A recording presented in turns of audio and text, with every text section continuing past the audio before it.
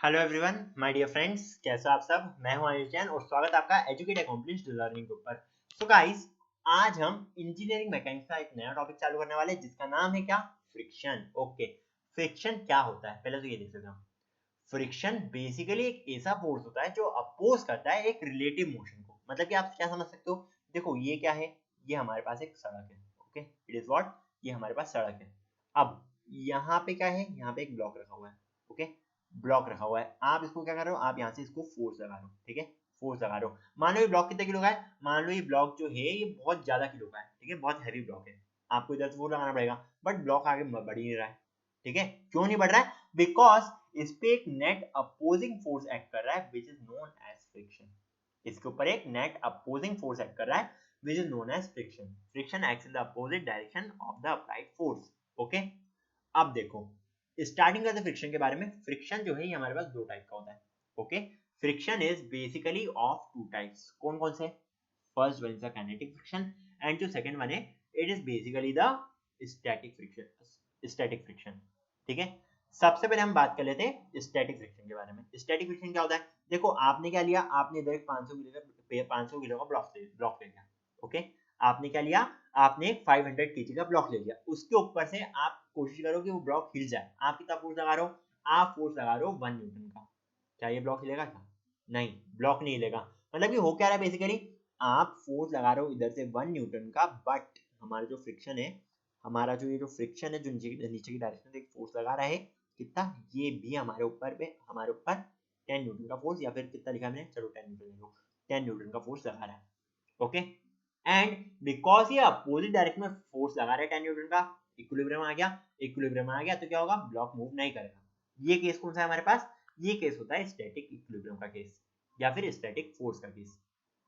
अब देखते हैं अगला जो फ्रिक्शन है, अगला जो फ्रिक्शन का टाइप है वो है काइनेटिक फ्रिक्शन। काइनेटिक फ्रिक्शन क्या होता है, जब ब्लॉक मूव कर जाता है उसी को हम बोलेंगे काइनेटिक फ्रिक्शन। काइनेटिक फ्रिक्शन में हो क्या रहा है, काइनेटिक फ्रिक्शन में ये जो फ्रिक्शन है ये एक्ट करेगा when the relative motion is present. Okay, मतलब कि ब्लॉक मूव कर रहा है। ओके, ब्लॉक जो है आप मान सकते हो, आपने इसको ये ब्लॉक है हमारे पास 10 केजी का, आप इसके ऊपर लगा रहे हो 500 न्यूटन का फोर्स। ओके, 10 केजी का ब्लॉक है, आप इसके ऊपर लगा रहे हो 500 न्यूटन का फोर्स, ब्लॉक मूव कर रहा है with an acceleration of a equals to, and इसके ऊपर फ्रिक्शन कितना लग रहा है, इस केस में इसके ऊपर फ्रिक्शन लग रहा है, बिल्कुल फ्रिक्शन लग रहा है, बट फ्रिक्शन मान लो लग रहा है कितना, 20 न्यूटन का फ्रिक्शन लग रहा है। ठीक है, आप फोर्स कितना लगा रहे हो, आप फोर्स लगा रहे हो 500 न्यूटन का, फ्रिक्शन इस पे लग रहा है 20 न्यूटन का। ओके, तो इस केस में क्या होगा, ब्लॉक आगे मूव करेगा बट इसमें फ्रिक्शन भी प्रेजेंट रहेगा। फ्रिक्शन प्रेजेंट कहाँ रहता है, friction is basically present on the rough surfaces. अगर सरफेस स्मूथ हो तो फ्रिक्शन प्रेजेंट नहीं रहता है, अगर सरफेस रफ हो तो फ्रिक्शन प्रेजेंट रहता है। जैसे कि आप क्या ले सकते हो, आप एक काम करो, आप यहाँ पे ऑयल डाल दो। ठीक है, आप पूरी जगह पे ऑयल डाल दो एंड आप यहाँ पे चलने की कोशिश करो। ठीक है, करो कोशिश, एक बार करो, गिरोगे पड़ोगे तो आपको समझ में आ जाएगा। ओके, तो आपने ये फर्श पे ऑयल डाल दिया एंड आप वहां पे चलने की कोशिश कर रहे हो। ठीक है, आप क्या क्या होंगे, बिकॉज रफ सर्फेस नहीं है, आप इधर से गिर जाओगे। ठीक है, कोशिश कर देना एक बार, एक काम करना, इधर घासलेट पेट्रोल तेल कुछ भी डाल देना एंड उसके ऊपर आप चलने की कोशिश करना, नहीं चल पाओगे ढंग से। ओके, बिकॉज सरफेस क्या हो चुका है, सरफेस थोड़ा सा स्मूथ हो चुका है, फ्रिक्शन थोड़ा सा कम हो चुका है, एंड बिकॉज से फ्रिक्शन कम हुआ है, क्या हो रहा है इसके कारण, इसके कारण आप चल नहीं पा रहे हो ढंग से। क्लियर है, बात समझ में आई। चलो बात करते हैं आगे। अब अगर हम बात करते हैं स्टैटिक फ्रिक्शन के बारे में, सबसे पहले तो स्टैटिक फ्रिक्शन ये देखा गया है कि static friction is basically directly proportional to normal reaction. जैसे कि आपके पास क्या है, आपके पास एक ब्लॉक रखा हुआ इधर नीचे, इसका वेट क्या लग रहा है, इसका वेट आपके पास लग रहा है mg, तो ये किसके प्रोपोर्शनल होगा, ये नॉर्मल रिएक्शन हमारी यहाँ पे एक्ट करेगी, तो ये इस नॉर्मल रिएक्शन के प्रोपोर्शनल होगा।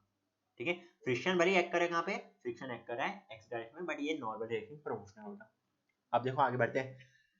अब मैंने तो अभी बस प्रोपोर्शनल बोला है, अब इस प्रोपोर्शनैलिटी के साइन को हटाने के लिए हम क्या करेंगे, हम एक कोएफिशिएंट ऑफ फ्रिक्शन लाना पड़ेगा। ठीक है, हमें एक कोएफिशिएंट ऑफ फ्रिक्शन लाना पड़ेगा। इसी कोएफिशिएंट ऑफ फ्रिक्शन को हम बोलते हैं μs, which is basically the coefficient of static friction. Kinetic friction के केस में फ्रिक्शन कोएफिशिएंट अलग रहेगा। अब देखो ये काम क्या करता है, मान लो अगर आपने यही 500 केजी का ब्लॉक लिया है। ओके, आपने यही वाला 500 केजी का ब्लॉक लिया है, अगर आप यहाँ से फोर्स लगा रहे हो कितना, अगर आप यहाँ से फोर्स लगा रहे हो 10 न्यूटन का, तो क्या होगा, ये ब्लॉक आगे मूव नहीं कर पाएगा, बिकॉज इस पे जो फ्रिक्शन एक्ट करा है वो है 10 न्यूटन का। अगर मान लो आप फोर्स लगा रहे हो कितने न्यूटन का, आप फोर्स लगा रहे हो इस पे 150 न्यूटन का, फ्रिक्शन भी एक्ट करेगा 150 न्यूटन का। अगर आप इसके ऊपर फोर्स लगा रहे हो कितने का, आप इस पर फोर्स लगा रहे हो 450 न्यूटन का, फ्रिक्शन भी एक्ट करेगा 450 न्यूटन का। अगर आप इसके ऊपर फोर्स लगा रहे हो, ध्यान सुनना, अगर आप इसके ऊपर फोर्स लगा रहे हो कितना, 550 न्यूटन का। अब क्या होगा, देखो फ्रिक्शन कितना आ रहा है हमारे पास, friction is basically equals to mu N. Mu N की वैल्यू क्या आ रही है आपके पास, mu N will be equals to 0.1, N is equals to 5000, so 0.1 into 5000, friction will be equals to 500 newton. Okay, ये कितना हो जाएगा आपके पास, ये हो जाएगा आपके पास 500 न्यूटन। अब क्या होगा, तो 500 न्यूटन का ही ये फ्रिक्शन लगा पाएगा, मतलब कि इसका जो आपके पास नेट फोर्स आएगा, net force will be equals to 50 newton. Net कितना जाएगा आपके पास, net will be equals to 50 newton. And अगर नेट 50 न्यूटन आ रही मतलब कि क्या रहेगा, इसके पास कुछ ना कुछ एक्सेलरेशन प्रेजेंट रहेगा एंड बॉडी आगे मूव कर जाएगी। तो ये हमने कथा सुन ली किसकी, हमने ये कथा सुन ली स्टैटिक फ्रिक्शन के बारे में। अब हम बढ़ते हैं आगे, एक आध क्वेश्चन कर लेते हैं हम इसके ऊपर। देखो ये क्या है, ये एक ब्लॉक है, ब्लॉक रखा हुआ है एक रफ सरफेस पे, रफ सरफेस में हमारा फ्रिक्शन कितना प्रेजेंट है, रफ सरफेस में फ्रिक्शन जो प्रेजेंट है वो है हमारे पास 0.2 का। ओके, रफ सरफेस का हमारे पास फ्रिक्शन आ रहा है 0.2 का। अब देखो ध्यान से, अब हमें क्या करना है, अब हमें इसमें बताना है कि ये ब्लॉक, ये जो ब्लॉक है ये मूव करेगा या नहीं करेगा। ओके, हमें ये बताना है दैट ये ब्लॉक मूव करेगा या नहीं करेगा, और साथ ही साथ अगर मूव नहीं करेगा तो इसके ऊपर फ्रिक्शन कितना है, एंड अगर मूव करता भी है तो इसके ऊपर फ्रिक्शन कितना आ रहा है। ठीक है, तो देखो ध्यान से, अब देखो इसमें सबसे पहले आप क्या निकालोगे, म्यू की वैल्यू गिवन है, हमें क्या गिवन है, हम इससे नॉर्मल रिएक्शन निकाल सकते हैं। बिल्कुल, नीचे क्या रहेगा, नीचे हमारे पास 10G लगेगा विच इज इक्वल टू 100। अभी मैं चलो सिंप्लीफिकेशन के लिए चल 9.8 लो, कोई दिक्कत नहीं, क्या आ जाएगा हमारे पास, ये आ जाएगा 98.1 आ जाएगा हमारे पास। ओके, एंड साथ ही साथ ऊपर क्या करेगा, नॉर्मल रिएक्शन मींस n की वैल्यू आ गई आपके पास, n की वैल्यू आ रही है आपके पास 98.1। Okay, 98.1 is the value of n। अब fs max कितना है, मतलब कि मैक्सिमम कितना फ्रिक्शन एक्ट करेगा इसके ऊपर, इसके ऊपर जो मैक्सिमम फ्रिक्शन एक्ट कर सकता है वो है 19.6 न्यूटन। कुछ नहीं करा मैंने 0.2 into मैंने म्यू into n कर दिया बस, so it will be equals to 0.2 into 98.1 which is equals to 19.6 Newton. ये हमारे पास क्या आ गया, मैक्सिमम फ्रिक्शन। क्या इतना फ्रिक्शन एक्ट कर पाएगा क्या, नहीं इतना एक्ट नहीं कर पाएगा। क्यों नहीं कर पाएगा, बिकॉज हमने इधर पहले से बोल के रखा हम फोर्स कितना लगा रहे हैं इसके ऊपर, हम फोर्स इसके ऊपर लगा रहे हैं 10 न्यूटन का, फ्रिक्शन कितना आ रहा है 19.6 न्यूटन का, तो यार इतना एक्ट करेगा ही नहीं। हमारे पास जो फ्रिक्शन एक्ट करने वाला है वो कितना आ रहा है, हमारे पास जो फ्रिक्शन एक्ट करेगा वो आ रहा है हमारे पास 10 न्यूटन का। ओके, हमने क्या लिया, हमने इसकी वैल्यू ले ली है 19.6, हमें इन दोनों में से कंपेयर करना है, छोटी वैल्यू किसकी है, तो छोटी वैल्यू 10 न्यूटन की है, तो हमने इधर 10 न्यूटन की वैल्यू ले ली है, मतलब कि block will not move. Okay, block जो है, block will not move, will not move. अब देखो अगला केस लेते हैं, अगर मान लो यार ऐसा होता ही नहीं, अगर हम बोल रहे हैं कि फ्रिक्शन जो है वो एक्ट कर रहा है, चलो हमने बोला कि अगर फ्रिक्शन जो है इसके ऊपर 150 न्यूटन एक्ट कर रहा है। ओके, अगर हम बोल रहे हैं कि इसके ऊपर फ्रिक्शन 50 न्यूटन एक्ट कर रहा है, तो क्या होता, हम फोर्स लगा रहे आगे, ब्लॉक ज्यादा पीछे, ब्लॉक के पास एक पीछे की डायरेक्शन में एक्सेलरेशन आ जाता। एंड अगर ये एक्सेलरेशन आ रहा है, कभी ये सिचुएशन देखा आपने, कभी ये देखा है कि आप किसी चीज को पुल करने की कोशिश करो आगे की डायरेक्शन में, आप सिर्फ आप ही हो जो पुल कर रहे हो उस चीज को, वो बॉडी कोई फोर्स एक्ट नहीं कर रही है, एंड आप पुल कर रहे हो बॉडी पीछे जा रही है। देखा कभी ये कोई केस, नहीं कभी नहीं देखा है। इसलिए ये जो केस है हमारे पास ये पॉसिबल है ही नहीं। ठीक है, फ्रिक्शन वही एक्ट करेगा जो ये जो फोर्स लग रहा है इसके इक्वल हो या इससे कम हो। ठीक है, मतलब कि फ्रिक्शन जो है ये हमेशा हमेशा या तो कम होगा या फिर इक्वल होगा इसके फोर्स के, ये चीज को आपको ध्यान में रखना है। ओके, तो ये वाला केस क्या है, ये वाला केस पॉसिबल नहीं है, अगर हम आगे फोर्स लगा रहे हैं तो बॉडी कभी पीछे की डायरेक्शन में नहीं जाएगी। बढ़ते हैं आगे, अगला केस देखो, अगला क्वेश्चन, अगले क्वेश्चन में हम क्या कर रहे हैं, अगले क्वेश्चन में ये बोला है दैट एक बॉडी के ऊपर हमने फोर्स लगाया कितना, हमने इस बॉडी के ऊपर फोर्स लगाया 0.8 न्यूटन, एंड हमें यहाँ पे फ्रिक्शन कोएफिशिएंट की वैल्यू देकर रखी है। ठीक है, फ्रिक्शन कोएफिशिएंट की वैल्यू इधर गिवन है 0.2। अब देखो इधर हमें क्या करना है, इधर हमें बेसिकली इधर हमें बताना है कि फ्रिक्शनल फोर्स कितना लगेगा। फ्रिक्शन फोर्स क्या होता है, म्यू एन, इधर नीचे क्या लग रहा है हमारे पास mg, mg is equals to 10 लग रहा है मान लो। ठीक है, mg is equals to 10 लग रहा है, नॉर्मल रिएक्शन क्या आ गया हमारे पास, normal reaction is equals to 10। अगर हम फ्रिक्शन फोर्स कैलकुलेट करें, friction force is equals to 0.2 into 10 which is equals to 0.2 into 10 कितना हो जाएगा, ये हो जाएगा हमारे पास 2 न्यूटन।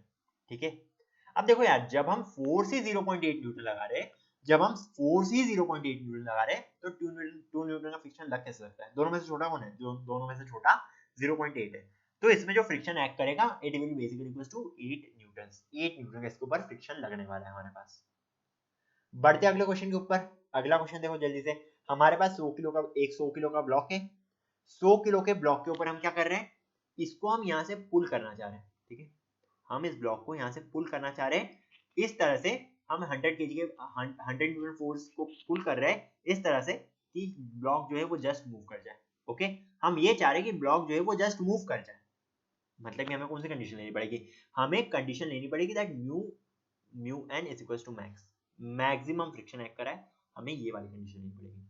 चलो निकाल लो, म्यू की वैल्यू गिवन है, एन की वैल्यू गिवन है क्या? एन की वैल्यू नहीं गिवन है। देखो अब एन क्या आएगा इसमें, अगर मैं इसका फ्री बॉडी डायग्राम बनाऊं जो मैंने बना के रखा इधर, हमारे पास 1000 तो नीचे एक्ट कर रहा है which is equals to mg, लेकिन इधर 1000 ऊपर क्या एक्ट कर रहा है? ऊपर n1 भी एक्ट कर रहा है और इधर t भी एक्ट कर रहा है, ठीक है? तो ये n1 और t1 ये दोनों मिला के बनाएंगे 1000। t1 plus n1 is equals to 1000, या फिर आप अगर 9.8 लो g की वैल्यू तो आपके पास क्या आ जाएगा? 981 आ जाएगा। Okay, means the normal reaction is basically equals to what? It is equals to 981 minus of t1। Okay, and ये 981 माइनस t1 तो आ गया हमारे पास। हम फ्रिक्शन निकाल सकते हैं? बिल्कुल निकाल सकते हैं। म्यू एन कर लो, 0.2 into 981 minus t1 it will be basically equals to what? It is equals to fs max। And ये वैल्यू क्या होनी चाहिए हमारे पास? ये वैल्यू हमारे पास आनी है 1000, ये वैल्यू हमारे पास आनी चाहिए 100। मींस अगर आप देखो तो आपकी क्वेश्चन ये बनेगी that 500 will be equals to what? It is equals to 981 minus of t1। t1 की वैल्यू आपके पास आ जाएगी कितनी? t1 की वैल्यू आपके पास आ जाएगी 481 newton. This is the tension that you have to provide if you want the block to just move. Okay, अगर आप चाहते हो कि ब्लॉक जस्ट मूव कर जाए तो आपको इतना टेंशन उस पर लगाना पड़ेगा। बढ़ते हैं आगे। अब हम बात करने वाले काइनेटिक फ्रिक्शन के बारे में। देखो स्टैटिक फ्रिक्शन कहाँ पे आता है? जब बॉडी रेस्ट पे, ठीक है? स्टैटिक फ्रिक्शन वहां पे काम पे आता है जब बॉडी हमारी रेस्ट पे रहती है। बट काइनेटिक फ्रिक्शन ये तब काम में आता है जब बॉडी मूव करती है, जब बॉडी जो है वो रिलेटिव मोशन में रहती है। ओके, ये तब काम में आता है। अब जब बॉडी के पास कोई ना कोई रिलेटिव मोशन होगा उनके बीच में, okay, when bodies have a relative motion between them, तो ये बॉडी मूव कर जाएगी। एंड साथ ही साथ काइनेटिक फ्रिक्शन अगर हम कभी भी लगा रहे हैं तो इसके पास एक फिक्स्ड वैल्यू लेने वाली है। हम क्या लिख सकते हैं? हम वही चीज लिख सकते हैं that friction kinetic friction is basically equals to directly proportional to n, and उसके लिए हमें एक कांस्टेंट इंट्रोड्यूस करना पड़ेगा जो which is basically equals to mu k, and mu k इधर क्या है? म्यू के इधर कोएफिशिएंट ऑफ काइनेटिक फ्रिक्शन है। ओके, क्या आ गया हमारे पास? हमारे पास आ गया कोएफिशिएंट ऑफ काइनेटिक फ्रिक्शन।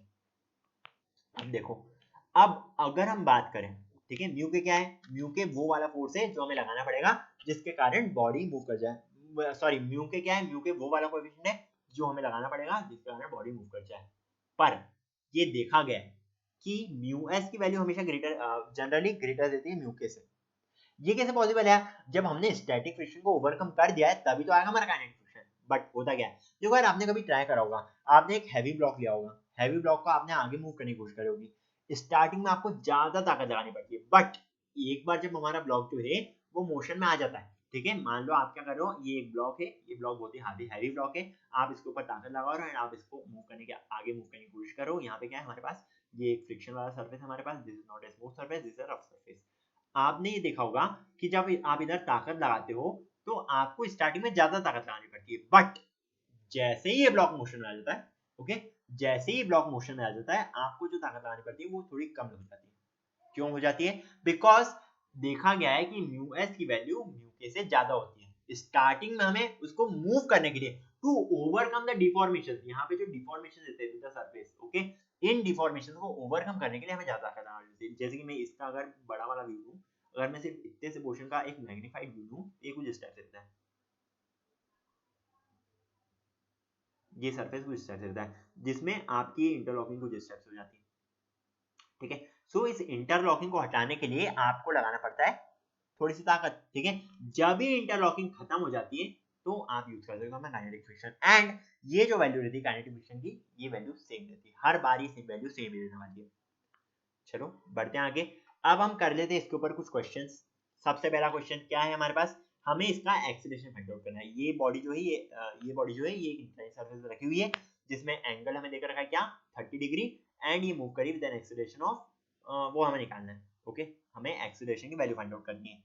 इसमें हमें देकर रखा है काइनेटिक फ्रिक्शन की value. Kinetic friction is basically equals to kinetic friction coefficient is basically equals to 0.1। अब देखो क्या आप नॉर्मल रिएक्शन ये लोगे जो इसके ऊपर लग रही है। देखो जैसे मैं इधर बोल रहा हूँ mg, आप n कौन सा लोगे, n जो आपको लेना है ना वो आपको ये वाला n लेके चलना है। Okay, you will take this n, ये वाला n किससे इक्वल होगा, ये वाला n इक्वल होगा by mg cos 30। It will be mg cos 30, इससे इक्वेट करना पड़ेगा हमें इसको। ओके, सो आप लिख सकते हो mg cos 30 equals to n। सबसे फर्स्ट इक्वेशन नॉर्मल रिएक्शन आ गई आपके पास। नॉर्मल रिएक्शन कितनी आई आपके पास, normal reaction is equals to 433.012 newtons. अब देखो आपको अगर फ्रिक्शन की वैल्यू निकालनी है, ओके, हम ये चाहते हैं कि ब्लॉक बस मूव कर जाए। ओके, हम ये चाहते हैं कि ब्लॉक बस मूव कर जाए। ओके, तो देखो क्या हो रहा है, इधर इधर जो फ्रिक्शन लग रहा है वो पीछे की डायरेक्शन में लगेगा। Okay, friction will act in the backward direction and नीचे क्या लग रहा है हमारे पास, नीचे हमारे पास लगेगा mg sin थीटा। ओके, हमारे पास नीचे लग रहा है mg sin theta. So this mg sin theta will basically be equal to what, it will be equals to 500 sin 30 degree। mg sin theta will be equals to fk। so fk की value तो आ गई हमारे पास 43.3 Newton's, है ना। fk की value तो आ गई हमारे पास 43.43 न्यूटन्स। बट ये ब्लॉक तो मूव कर रहा है, ठीक है, ब्लॉक तो मूव कर रहा है, means 500 sin 30 degree minus 43.3 newtons is basically equals to net effect, and net effect is equals to 5g। okay, net effect is equals to 5g। Acceleration कितना है हमारे पास, एक्सेलरेशन हमारे पास आ जाएगा 4.13 मीटर पर सेकंड स्क्वायर। इसी आंसर की तो हमें तलाश थी। ओके, यही आंसर हमें लाना था एंड हम ये आंसर को लेकर आ गए। Very good, congratulations. चलो बढ़ते हैं हमारे अगले क्वेश्चन के ऊपर। अगले क्वेश्चन में हमें क्या देख रखा है, तीन ब्लॉक्स इधर बंधे हुए, ये ब्लॉक फ्री है हमारे पास। इट इज 0.5 kg, ऊपर टेंशन लग रहा है T2, यहाँ तक भी हमारे पास टेंशन क्या लग रहा है, यहाँ तक भी हमारे पास टेंशन लग रहा है T2, यहाँ पे हमारे पास टेंशन लग रहा है T1। इन दो ब्लॉक के बीच में, दोनों ब्लॉक का मास कितना है 1 kg देकर रखा है हमें। हमें क्या निकालना है, हमें नेट एक्सीलरेशन निकालना है in the downward direction. Okay, हमें निकालना है net acceleration in the downward direction. कैसे निकालेंगे देखो जल्दी से। अगर हम बोले, अगर हम सबसे पहले कौन सा ब्लॉक ले, सबसे पहले हम ये नीचे वाला ब्लॉक ले, तो हमारे पास क्या है, इसके ऊपर लग रहा है नीचे mg means 0.5 into 10 it is equal to 5। Okay, नीचे 5 लग रहा है, ऊपर T2 लग रहा है, net effect is equal to a, मतलब कि 5 - T2 इज इक्वल टू 0.5 5 है। ये आ गया हमारे पास क्या, फर्स्ट इक्वेशन। अगर हम अगली इक्वेशन के बारे में बात करें, ये है आगे T2 लग रहा है, पीछे T1 लग रहा है, नेट इफेक्ट एक्सीलरेशन प्रोड्यूस हो रहा है, मतलब कि T1 आगे क्या लग रहा है, चलो ये वाला है, सॉरी, आगे लग रहा है T1, आगे लग रहा है T2, इधर पीछे लग रहा है T1। फ्रिक्शन फोर्स लगेगा क्या, बिल्कुल लगेगा। नॉर्मल इफेक्ट, नॉर्मल रिएक्शन क्या आ रही है इसकी, normal reaction is equal to 20, mu N कितना हो जाएगा 0.2 into 20, sorry normal reaction is equal to 10, normal reaction is equal to 10। Friction force कितना आ जाएगा इसके पास, friction force will be basically equal to 0.2 into 10 which equals to 2। So 2 भी पीछे लगेगा, फ्रिक्शन पीछे लगेगा हमारे पास, T1 भी पीछे लगेगा, मतलब कि हमारे पास इक्वेशन आ जाएगी, हमारे पास इक्वेशन हमारे पास आ जाएगी that T2 is basically equals to what, block आगे जा रहा है ना, T2 is T2 minus T1 minus 2, T2 minus T1 minus 2 is basically equals to A आ जाएगी हमारे पास इक्वेशन। ये लिखी मैंने सेकंड वाली इक्वेशन, ये वाली आ गई आपके पास। थर्ड वाली इक्वेशन देखो जल्दी से, इस ब्लॉक को कंसीडर करते हैं हम, तो आगे क्या लग रहा है, आगे T1 लग रहा है, पीछे क्या लग रहा है, friction. Friction is basically equals to what, 0.2 into 10 is equals to 2, so T1 minus 2 is equals to A। ये वाली आ गई मेरे पास थर्ड इक्वेशन। अब एक काम कर सकते हो आप, तीनों इक्वेशन को ऐड कर दो, आपके पास एक्सीलरेशन की वैल्यू आ जाएगी, एक्सीलरेशन की वैल्यू आपके पास आ जाएगी 0.4 मीटर पर सेकंड स्क्वायर। सिमिलरली अब आप क्या करोगे, फर्स्ट वाली इक्वेशन, सेकंड लास्ट वाली इक्वेशन को लेके चलो, T1 की वैल्यू क्या आ जाएगी इसके through, T1 will be equals to A plus 2 which is equals to 2.4 Newton. Similarly आप निकाल सकते हो T2 की वैल्यू, T2 की वैल्यू कितनी आ रही है इधर बताओ, T2 will be equals to 5 minus 0.5 है, T2 will be equals to 5 minus 0.5 into A कितना है आपके पास बताओ 0.4, so it will be 0.4 into acceleration equals 0.4 and 5 minus क्या बोला मैंने आपको, 5 minus T2, T2 वैल्यू क्या है आपके पास, 1 second, T2 is equals to 5 minus 0.5 है, so 5 minus 0.5 into 0.5 आ गया इधर, एंड एक्सीलरेशन कितना आ रहा है आपके पास, एक्सीलरेशन इज इक्वल टू 0.4, कर लेना इसको, 0.5 into 0.4 it is basically equals to 0.2 means it will be equals to 5 minus 0.2 it is equals to 0 it is equals to 4.8। okay, 4.8 value आ गई हमारे पास, बस आ गया answer, it is equal to 4.8 newton. ठीक है, हमने ए फाइंड कर लिया, हमने T1 फाइंड आउट कर लिया, हमने T2 भी फाइंड आउट कर लिया, हमने सारे के सारे केसेस देख लिए इधर। बढ़ते हैं आगे, अगले क्वेश्चन की बात करें अगर हम, अगले क्वेश्चन में क्या दिया है हमें एक ब्लॉक देकर रखा है जिसमें हमें स्टैटिक फ्रिक्शन दे दिया है एंड इसमें हमें काइनेटिक फ्रिक्शन दे दिया है, ब्लॉक रेस्ट पे। अब क्या इस पे कोई फ्रिक्शन फोर्स लग रहा है क्या, पहले बताओ, पहले ये बताओ मुझे, क्या इस पे कोई फ्रिक्शन फोर्स लगेगा क्या? जब मैंने बोल ही दिया कि ब्लॉक रेस्ट पे है, हम कोई पीछे से एक्सटर्नल फोर्स लगा रहे हैं इसके ऊपर, बताओ हमने इसके ऊपर कुछ फोर्स लगाया है क्या? क्या हम इधर से कोई फोर्स लगा रहे हैं इसके ऊपर? नहीं लगा रहे, हम इसके ऊपर कोई भी फोर्स नहीं लगा रहे। हम क्या बोल सकते हैं कि अगर हम इसके ऊपर कोई फोर्स ही नहीं लगा रहे तो इसके ऊपर फोर्स कितना लगेगा, इसके ऊपर फ्रिक्शन कितना लगेगा, इसके ऊपर फ्रिक्शन हो जाएगा 0। ओके, इसमें ये मत करने बैठ जाना दैट हम म्यू एन लगाएंगे फ्रिक्शन को, so mu N will be basically equal to 0.2 into 10, it is basically equal to 2 newton. गलत है ये, ठीक है, अगर ब्लॉक के ऊपर हमने कोई फोर्स ही नहीं लगाया तो इसके ऊपर फ्रिक्शन आ ही नहीं सकता है, एज सिंपल एज दैट।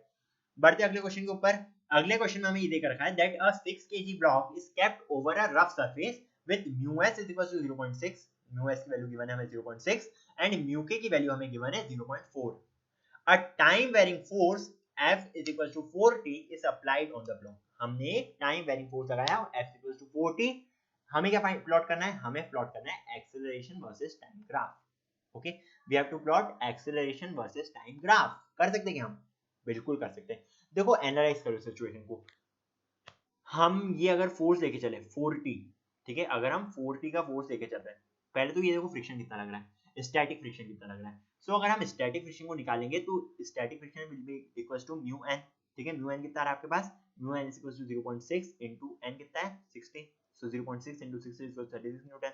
सो हमें क्या करना पड़ेगा, हमें सबसे पहले इसको इक्वेट करना पड़ेगा 40 इज इक्वल्स टू 36 न्यूटन से, मतलब कि अगर हम t की वैल्यू निकालेंगे, t की वैल्यू क्या है आपके पास, t की value will be basically equals to what, t की value will be equals to 9 seconds. Okay, 36 newton का अचीव करेगा ये 36 न्यूटन अचीव करेगा इन 9 सेकंड्स, ठीक है, तो 9 सेकंड तो हमारा स्टैटिक फ्रिक्शन वर्क करेगा। ओके, 9 सेकंड्स हमारा स्टैटिक फ्रिक्शन ही वर्क करने वाला है। तो आप 9 सेकंड तक क्या करने वाले हो, 9 सेकंड तक आपको एक स्ट्रेट लाइन खींचनी है।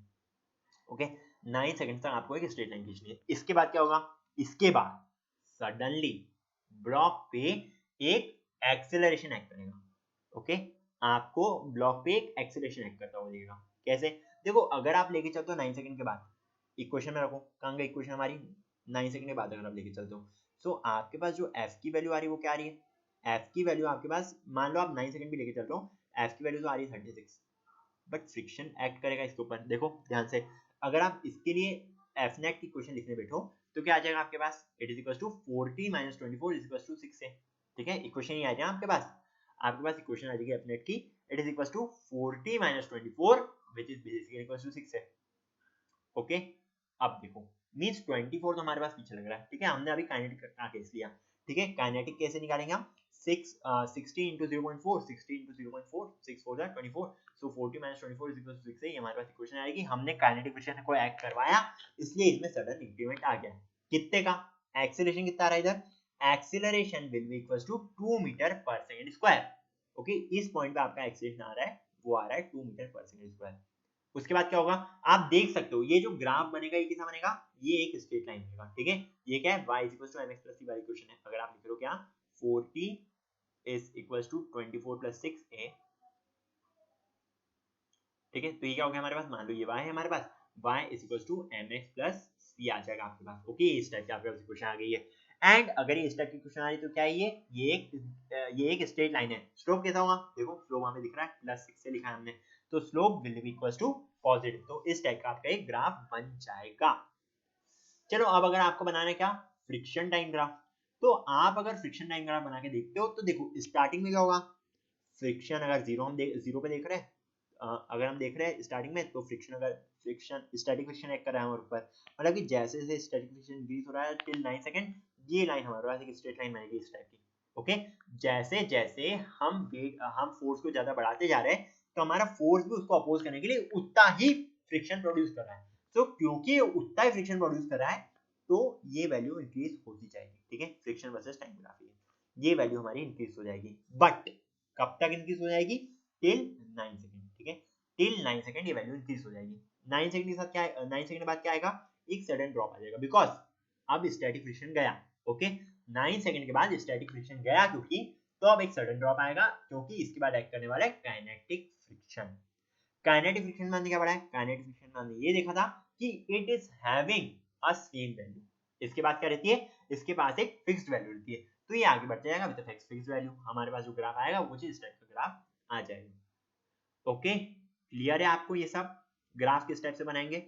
चलो एक काम करते हैं, एक और क्वेश्चन कर लेते हैं, बस ये वाला क्वेश्चन नोट कर लेते हैं हम। इस क्वेश्चन में हमें क्या दिया है? हमें एक ब्लॉक दिया है ब्लॉक एस, उसके ऊपर एक ब्लॉक रखा है block R. Block R is connected with string and आपको देकर रखा है coefficient of static friction. Static friction का कोएफिशिएंट आपको देकर रखा है। Its value is given to you as 0.4। Okay, unit नहीं देती इसकी कुछ, ठीक है, इसकी यूनिट कुछ नहीं देती है। सो स्टैटिक फ्रिक्शन का कोएफिशिएंट आपको दिखा रहा है 0.4। Find the minimum force to move the block S. हमें बस ऐसा फोर्स बताना है कि ये ब्लॉक जो है वो मूव कर जाए, ब्लॉक एस जो है ये मूव कर जाए। कैसे निकाल सकते हैं? देखो, अगर हम इसमें फ्री बॉडी डायग्राम्स बनाएं, सबसे पहले तो आर ब्लॉक को देखो, ठीक है, ब्लॉक एस के लिए फ्रिक्शन जो एक्ट कर रहा है वो इस डायरेक्शन में एक्ट कर रहा है, तो ब्लॉक आर के लिए जो फ्रिक्शन एक्ट करेगा इसके ऊपर भी फ्रिक्शन एक्ट करेगा, बिल्कुल करेगा। कहां पे एक्ट करेगा? ये एक्ट करेगा इन द राइटवर्ड डायरेक्शन। कहां पे एक्ट करेगा? ये फ्रिक्शन एक्ट करेगा इन द राइटवर्ड डायरेक्शन। अब देखो हम क्या कर रहे हैं, हमने टेंशन इन द स्ट्रिंग लेकर रखा है, ठीक है, इस पे लग रहा है क्या? टेंशन। चलो टेंशन तो हमने इधर आगे लेकर रखा है, फ्रिक्शन हमारा लग गया आगे। ऊपर नीचे क्या लग रहा है? सबसे पहले तो इसका वेट लग रहा है, ओके, वेट कितना है इसका? 100 kg। तो 100 जी, सॉरी 100 जी इसका क्या है? 100 kg का इसका मास है। मास लग रहा है इसका नीचे, मास लगा रहा है वेट, वेट क्या लग रहा है? 100 into g। तो 100 into g नीचे हो जाएगा, ऊपर क्या आ रहा है हमारे पास? ऊपर आ जाएगा हमारे पास NR, which is the normal reaction which is provided by this block S। अब देखो आगे, अब एक काम करते हैं, हम S का फ्री बॉडी डायग्राम बनाते हैं। सो अगर हम S का फ्री बॉडी डायग्राम बनाएंगे क्या होगा? देखो आगे फोर्स लग रहा है F। अब देखो हमने इसमें क्या देखा है? FR हमारा कहाँ पे लग रहा था? R के केस के लिए हमारा FR पीछे लग रहा था। S के केस के लिए हम FR कहाँ लगाएंगे? FR हमारा लगेगा इधर, ठीक है।